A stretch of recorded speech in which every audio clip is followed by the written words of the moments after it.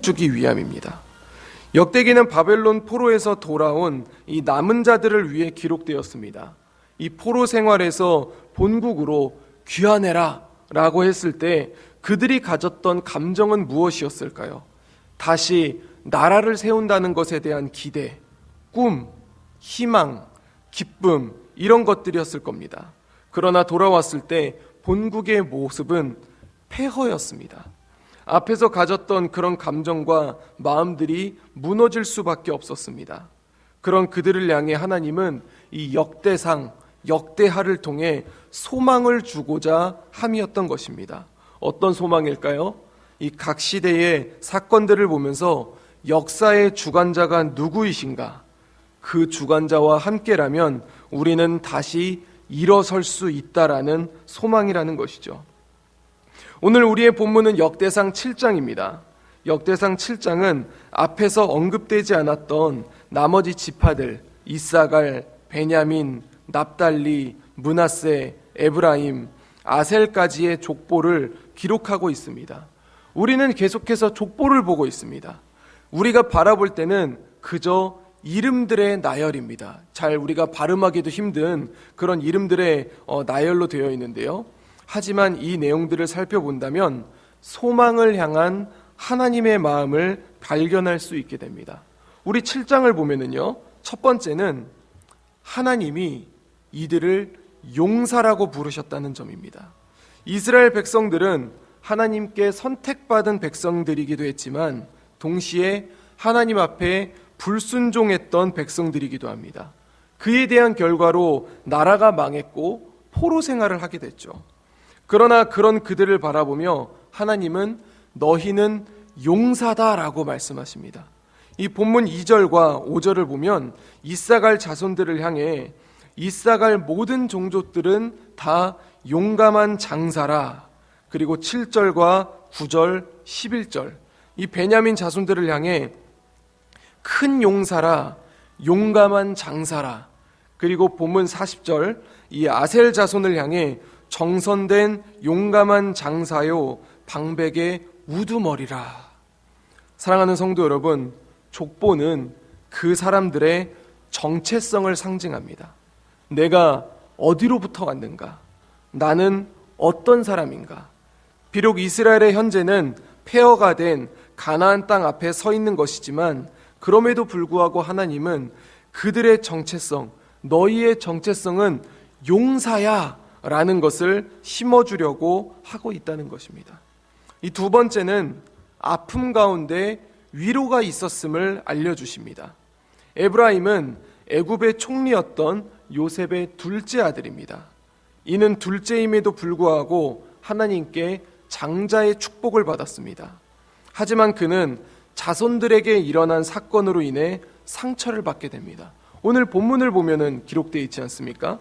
에브라임의 아들 에셀과 엘르앗은 가드 사람의 짐승을 빼앗고자 했습니다. 가드 사람의 짐승을 빼앗으러 갔던 두 아들은 짐승을 가지고 돌아온 것이 아니라 시체가 되어 돌아왔습니다. 가드 원주민들에게 죽임을 당한 것이죠. 그로 인해 본문은 22절에 이렇게 이야기를 합니다. 그의 아버지 에브라임이 여러 날 슬퍼함으로 그의 형제가 가서 위로하였더라. 이런 아픔이 있는 에브라임이었지만 하나님은 그 자손들 안에 축복을 허락하십니다. 바로 여호수아를 통해서 말이죠. 자식을 잃고 다시 얻은 아들, 그 이름을 저주를 받았다 그래서 브리아라고 지었는데요. 그 브리아를 통해 하나님은 모세의 후계자, 이스라엘의 지도자, 눈의 아들 여호수아를 탄생하게 하셨습니다. 그리고 세 번째는요, 하나님 나라의 확장을 말씀하십니다. 오늘 본문 14절을 보면 이 므낫세의 자손들에 대해 기록하는데, 이 본문을 보면 아람 여인이 등장합니다. 이방 여인이지 않습니까? 그래서 성경을 보면은 이방 민족과 결혼했을 때 두 가지의 해석을 보여줍니다. 첫 번째는 그 결과가 우상 숭배로 이어지는 그런 경우죠. 솔로몬 왕이 대표적입니다. 두 번째는 이방 민족이지만 하나님 나라의 일원, 한 가족이 되는 경우입니다. 본문 같은 경우에는 후자에 가깝습니다.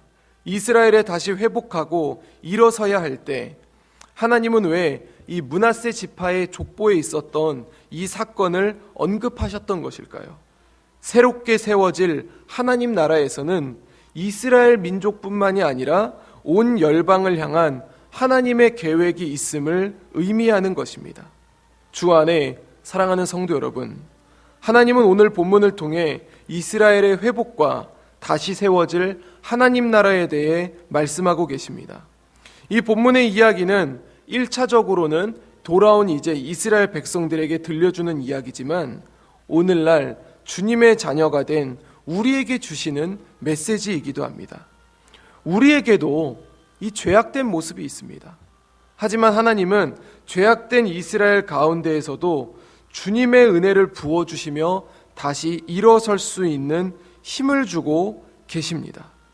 나라의 멸망으로 결론 지어진 것 같았던 이스라엘의 역사이지만 하나님은 그들의 족보를 통해 희망과 회복의 말씀을 하고 계십니다.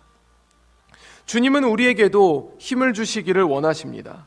절망이 아니라 희망의 말씀을 하고 계시고 포기가 아니라 회복의 말씀을 하고 계십니다. 우리가 주일마다 모여서 기도할 때 뭐라고 기도를 하십니까? 우리가 한 주간 하나님 앞에 죄악된 모습을 용서하여 주시옵소서 라고 그렇게 기도하지만 하나님은 언제나 우리에게 죄악된 우리에게 은혜의 말씀으로 다시 회복되게 하시고 그 은혜의 말씀으로 다시 도전되게 하시며 그리고 그 은혜의 말씀으로 살아가게 하고 계시는 것이죠. 오늘 하루 우리는 어떤 삶을 살아가시겠습니까? 직장생활 가운데, 가정생활 가운데 우리를 억누르고 있는 무거운 짐들이 있습니다. 이 연약한 내 모습을 생각해 보면, 이 무겁고도 무거운 내 환경들을 돌아보면 이 짐들에 눌려 무너질 것만 같습니다. 그러나 주님은 말씀하고 계십니다. 우리의 부족과 우리의 결핍을 하나님의 은혜로 채우시겠다는 것을 말이죠. 오늘 족보를 통해서요. 너희의 정체성을 기억하라는 거예요. 이제 오늘 하루가 시작됩니다.